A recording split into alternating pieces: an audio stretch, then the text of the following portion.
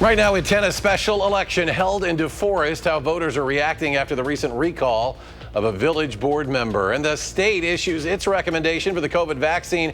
What's being done to protect Wisconsinites against the illness? And the Packers, they'll hit the road to take on the Browns. How a recent injury could hamper their offense a bit in Cleveland. It's all ahead on News 3 Now at 10. And good evening. Thanks for joining us. I'm Eric Franke. Sarah Carlson is off tonight. And new tonight, the votes are in the village of DeForest. A special election in the village today comes after one trustee was recalled from the board due to allegations of misconduct. Our Maddie Heimsch has been following the story for months now and joins us right here in studio with the very latest. Maddie? Eric, Alicia Williams has officially won the special election tonight with nearly 80% of the vote. Bill Landgraf, who previously held the seat, and Stacey Peterson, the other challenger, each receiving just over 10%. But how did we get to this special election in the first place? Well, on February 4th, the village board voted 4-3 to remove fluoride from the community drinking water. Trustee Landgraf was one of the most vocal votes in favor of removing it. Then on June 3rd, a group of residents announced at a village board meeting that they would be efforting a recall against Trustee Landgraf, alleging he had been intimidating and harassing residents who had disagreed with him, both in person and online. Then on August 5th, after the recall petition gathered more than 1,500 signatures, the board certified the petition to recall Landgraf, triggering the special election taking place today. I've just seen so much divide within our community and within our village board. This campaign is more about, like I said, bringing a higher level of professionalism and civility to the board. Stacey Peterson and Alicia Williams were the two names challenging ousted trustee Bill Landgraf on the special election ballot. Williams specifically backed by the Recall Bill Landgraf movement. Petitioner Mark Stork wants voters to know the recall goes much deeper than the water. We found over 40 different issues, harassment or stalking. We had other occasions where he had interacted with people inappropriately. It just began to be obvious to me, and then from talking to others, they also, that we demand more from our village representation. Village President Jane Cahill-Wolfgram says she's glad the elections won't have to continue. It's time that we get back to the business of the village and running a village that is cohesive and growing in a positive manner and in partnership between our residents, our board, and our village staff. But she was happy to see DeForest residents take a stand. The people of DeForest will stand up for themselves and say, enough already. We want to be heard.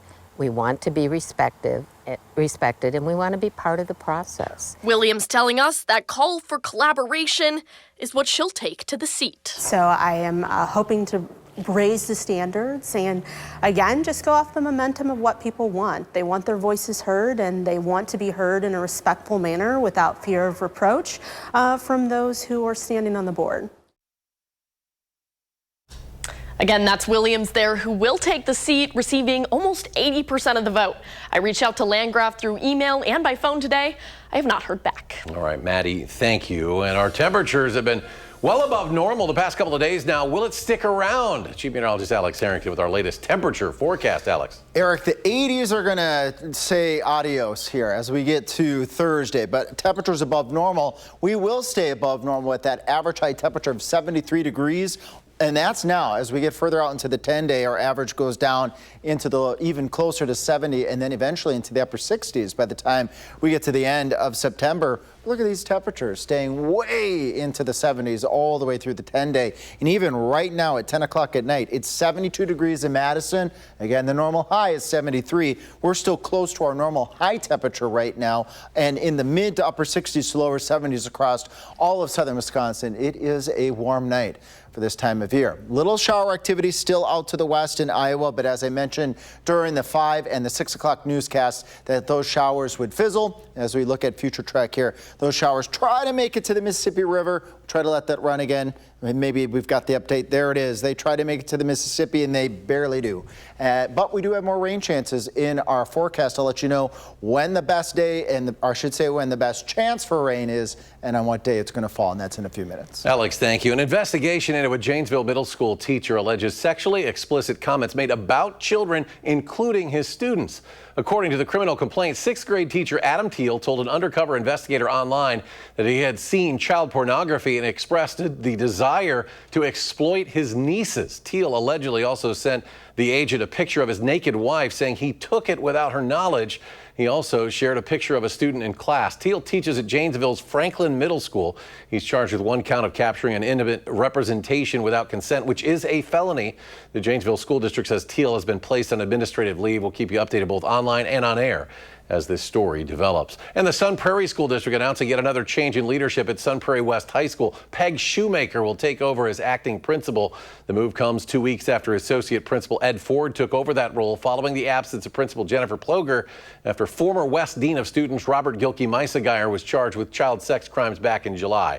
Now, Shoemaker has 40 years of experience in K-12 education and retired just this past June after serving as principal at Middleton High School for 6 years.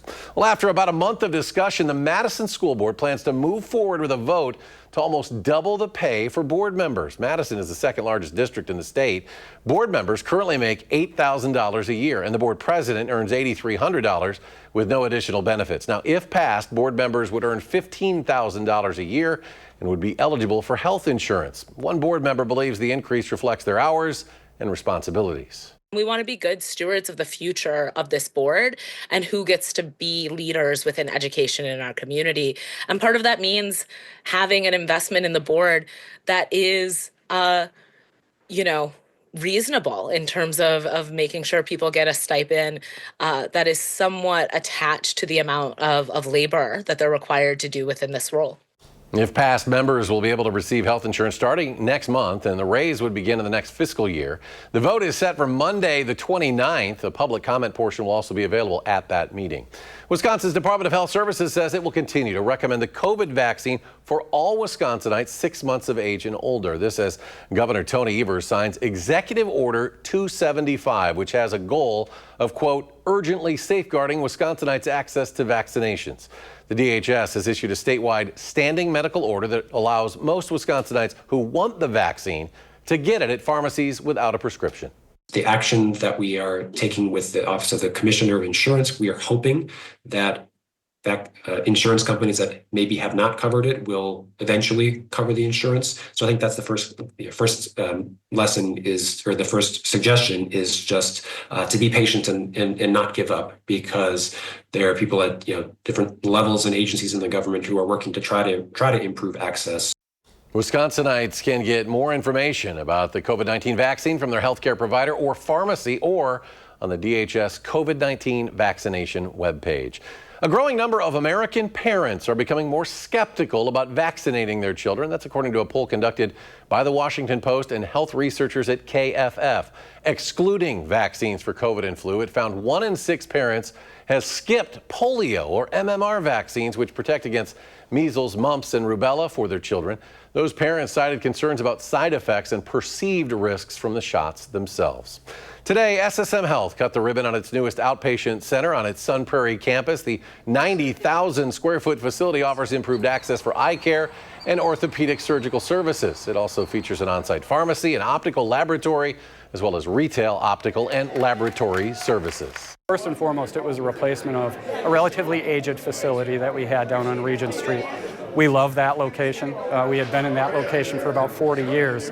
But as we look at the different innovations that occur throughout the healthcare industry, it became very evident that that physical structure really wouldn't support the patient care delivery efficiencies that we need within our model of care. The center was designed with sustainability, energy efficiency, and restorative health in mind. The outpatient center will open to the public next Monday. Former Green Bay Packer Mason Crosby and his wife are headlining a luncheon tomorrow in Madison. Crosby's wife, a survivor of a rare lung cancer in 2019. The pair will speak at the Andy North and Friends Luncheon. The event helps support innovative cancer research being done at the UW's Carbone Cancer Center. I mean, like I said, we've been affected heavily. Everybody gets affected by it. So the more we can do and the more we can raise to help with the research is so important. And since its inception back in 2009, Andy North and Friends has raised more than $20 million for the Carbone Cancer Center. Well, the Green Bay Packers have made some strides this season when it comes to their passing game, but a recent injury against the Commanders could be rather challenging. News 3 Now senior Packers writer Jason Wilde has more. If there's one spot on the Packers roster that is deeper than deep, it is the wide receiver position, where they added 2 wide receivers in the draft in Matthew Golden and Savion Williams. But they are going to be challenged this week as they go in to Cleveland because they lost right here at Lambeau Field on Thursday night Jaden Reed, their leading receiver each of the past 2 seasons in terms of both receptions and yards. And as Matt LaFleur, the Packers coach, explained, that's not easy to replace. Yeah, it's always tough. You know, he's kind of a spark plug for us. He does a lot of different things. I just love the way he plays the game, the energy he brings on a daily basis. He's tough, he's gritty. So we're definitely going to miss him. But other guys, it's going to be opportunities for some of these other guys to step up and make some plays. Now, on top of not having Reed available, the Packers are still waiting for Christian Watson to get fully healthy and come off the physically unable to perform list. So one of the many things to watch in Packers-Browns is who will step up to make up for the loss of Reed, who was also dealing with a broken foot that now maybe he can get that taken care of, and his broken collarbone, all during the same time that he's sidelined. We'll have full coverage all week of the Packers heading into the Browns game, and of course of the game as well at channel3000.com for free. And while you're there, don't forget to sign up for our newsletter, which delivers our Packers coverage directly to your inbox every single day. In Green Bay at Lambeau Field, Jason Wilde, channel3000.com. And Jason, thank you. The Packers on the road this weekend, as he mentioned, in Cleveland. Kickoff of that game against the Browns set for noon. Still ahead at 10, Hollywood legend Robert Redford has passed away. And the suspect in the assassination of Charlie Kirk appears in court. The new evidence being released pointing to a potential motive. That's next.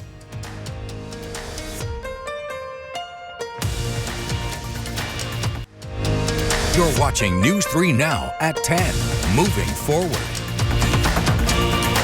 Tyler Robinson, the man suspected of assassinating conservative activist Charlie Kirk, appeared in court for the first time today. This comes as officials are sharing new details about messages exchanged between Robinson and his roommate. Andres Gutierrez has the details. Tyler Robinson, the suspect in last week's fatal shooting of conservative activist Charlie Kirk, made his first court appearance on camera from the Utah County Jail Tuesday. Wearing a sleeveless smock, Robinson appeared stoic throughout the proceedings, stating only his name. Could you state your name? Tyler James Robinson. I have reviewed your declaration of financial status and find that you are indigent. I'm provisionally appointing a Rule 8 qualified attorney to represent you on your case. Robinson is charged with aggravated murder, felony discharge of a firearm, 2 counts of witness tampering, and committing a violent offense in the presence of a child. Prosecuting attorneys confirmed Tuesday they are seeking the death penalty. I am filing a notice of intent to seek the death penalty. I do not take this decision lightly. Investigators are piecing together evidence, including a rifle found in a wooded area after the shooting at Utah Valley University in Orem. At a press conference Tuesday, officials read messages exchanged between Robinson and his roommate. The roommate received a text message from Robinson which said, "Drop what you're doing. Look under my keyboard." The roommate looked under the keyboard and found a note that stated, quote, "I had the opportunity to take out Charlie Kirk, and I'm going to take it." Robinson's being held without bond at the Utah County Jail. He's back in court on September 29th. Kirk's public funeral will take place Sunday at State Farm Stadium in Glendale, Arizona, the home field of the Arizona Cardinals. President Trump will attend. Andres Gutierrez, CBS News, Hurricane, Utah. Legendary actor and director Robert Redford has died. His publicist said Redford passed away at his home in the mountains of Utah, surrounded by those he loved. No cause of death was given. Redford was known for his starring roles in movies like Butch Cassidy and the Sundance Kid, All the President's Men. He also directed award-winning films such as Ordinary People and A River Runs Through It. Robert Redford was 89 years old. It's been dry the past few days across southern Wisconsin. Will that change anytime soon? Alex, what do our rainfall chances look like? Rainfall chances are going to go up there, Eric, especially as we head towards the weekend. Some areas Saturday morning saw some decent amounts of water, but there were parts of the area, especially south and west of Madison, that saw nothing at all. And we're going to change that here in our forecast as we move forward. A few showers out to the west. We had some thunderstorms over parts of Iowa. They've just been hanging out over Iowa, and then they continue to fizzle as we put Radar 3000 into motion and turn over to Future Track. That lone shower, it's not going to make it into southern Wisconsin. Maybe a few clouds over areas towards the Mississippi River overnight.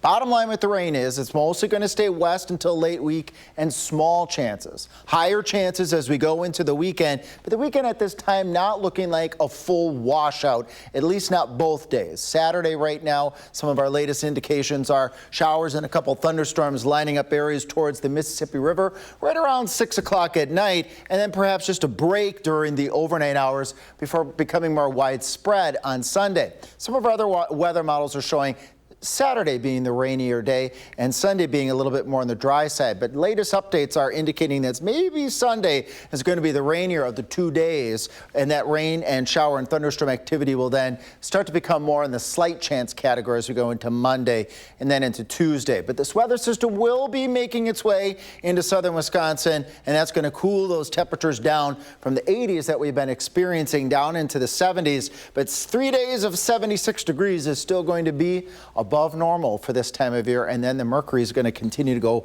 back up into the upper 70s to right around 80 as we go further out into the 10-day.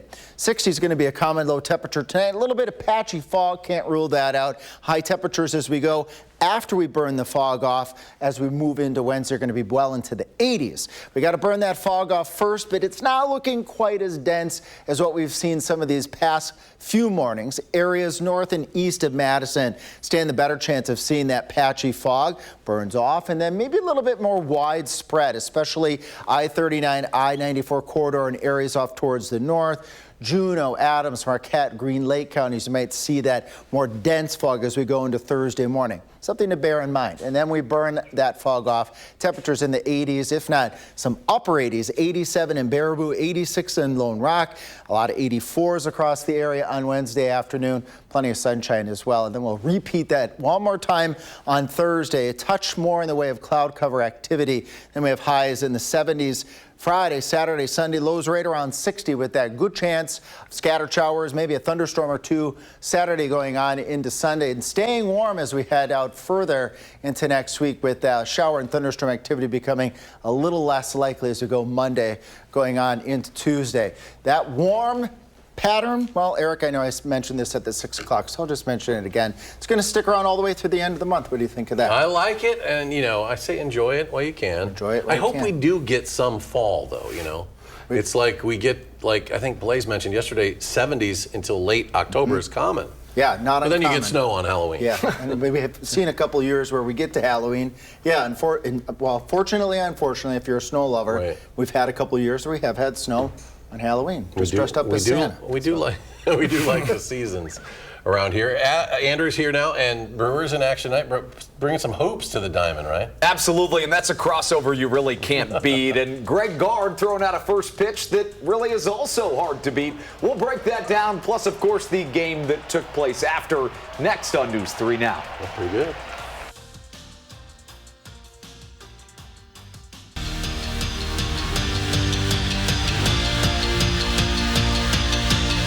The Brew Crew got the day off yesterday, a much-deserved gift for becoming baseball's first team to clinch a postseason spot. And speaking of gifts, how about this one? The one, the only Greg Gard got to throw out the first pitch at the Crew's game tonight, and it was a perfect strike. Okay, Coach.